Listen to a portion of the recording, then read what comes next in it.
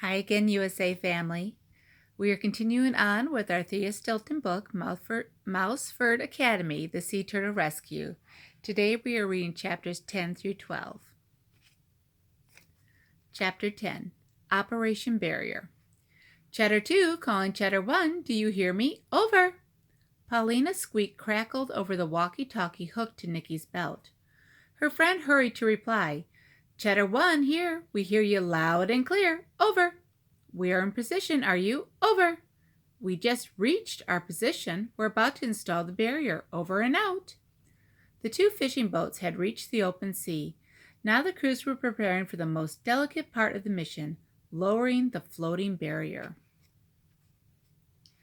Mike set up his video camera lens to take a panoramic shot. Suddenly he heard the fluttering of wings. A second later, the head of a grumpy-looking seagull appeared on the viewfinder. It had settled on the rail right in front of him. Ah! Yelled Mike in surprise, losing his grip on his precious video camera. It slipped through his paws. Luckily, Nikki was able to grab it.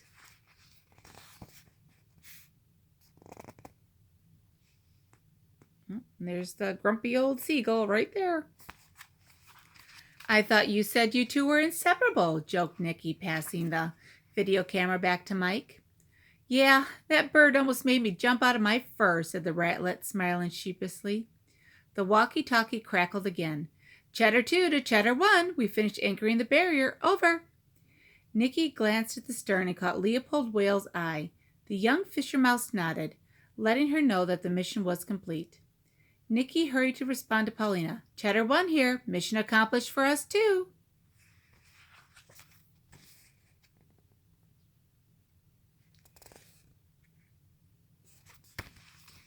The two crews burst into applause, but their celebration was interrupted by a loud boom that didn't bode well for the two small boats. We must hurry back to the port, cried Leopold, looking up at the thick, dark clouds that had thickened on the horizon. There's a storm coming.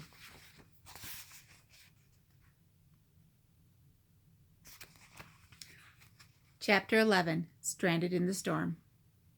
The sky had quickly filled with dark clouds that were so low they seemed to want to squash the only boat left at sea, the flashy fur yacht.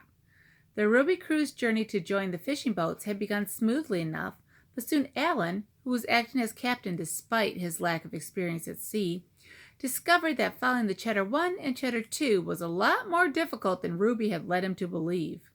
If that wasn't bad enough, big fat raindrops began beating down on them.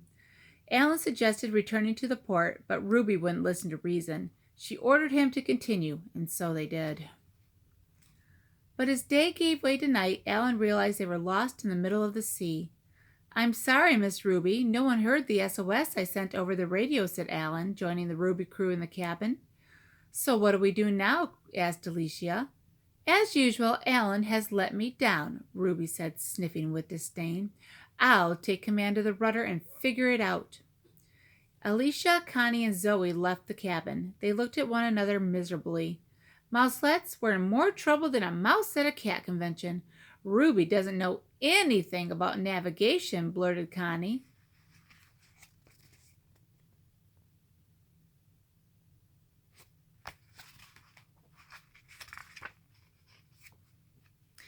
Zoe gazed at the waves crashing over the surface of the sea. We're going to have to spend the night in the middle of this storm, she sighed. Unless we could try calling someone from the academy. But Ruby will never let us, exclaimed Alicia.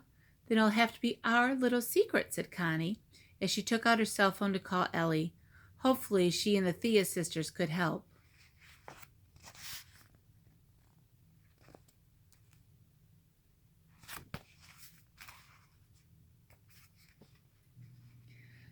Chapter 12, A Rough Return. As they were transferring the sea turtle eggs to Seashell Beach, Violet, Colette, and Pam realized a storm was brewing. They hurried to shelter the nest. They'd seen Nikki and Paulina complete this task so many times they knew just what to do. While Colette and Violet stretched and fashioned a weatherproof tarp over the nest, Pam dug a drainage ditch in the sand to collect the rainwater in a spot far from the nest. That way the nest would stay as dry as possible. When the nest was secure, Colette, Pam, and Violet hurried to the port to meet the fishing boats as they returned.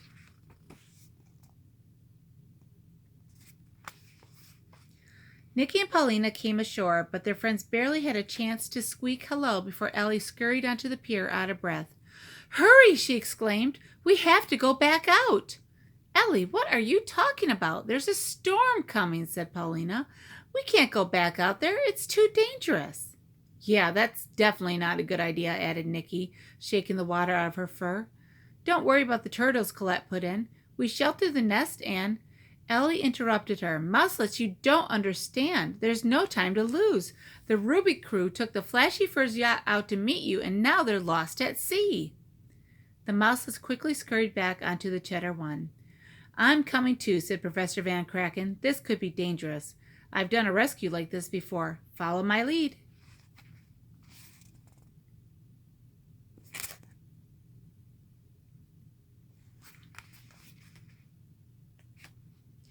"Will we need special equipment to reach them?" Nicky asked. The professor nodded. "We can't bring the Cheddar One too close to them in this weather. The sea is so choppy the two boats could crash into each other. We'll have to use a small lifeboat to reach them."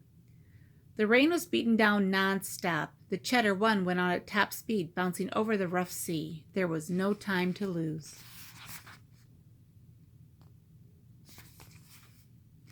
"We've picked up an SOS. They must be close," shouted Pam as lightning tore through the sky. "I see them," cried Violet, pointing at the yacht, which was tossing and turning on enormous waves. The Mouselets and Professor Van Kraken left Leopold on board the Cheddar One and set off on the lifeboat. A few minutes later, they pulled up next to the anchored yacht. The Thea sisters reached for their classmates' paws and helped bring the Ruby crew to safety. "We can come back for the yacht after the storm," Professor told Ruby. "Well, thanks for the help," said Ruby, "even if we were doing just fine by ourselves." Once the Ruby crew and Alan were safely on board the lifeboat, the Mouselets made sure everyone was wearing a life jacket. "Are you okay?" Nicky asked Zoe as she helped her fasten her jacket. "Yes, thanks, we're all fine," responded the Mouselet. "I've never been so happy to see you in my life." And that's the end of the chapters for this week. Until next time, happy reading, and I hope you enjoyed the story.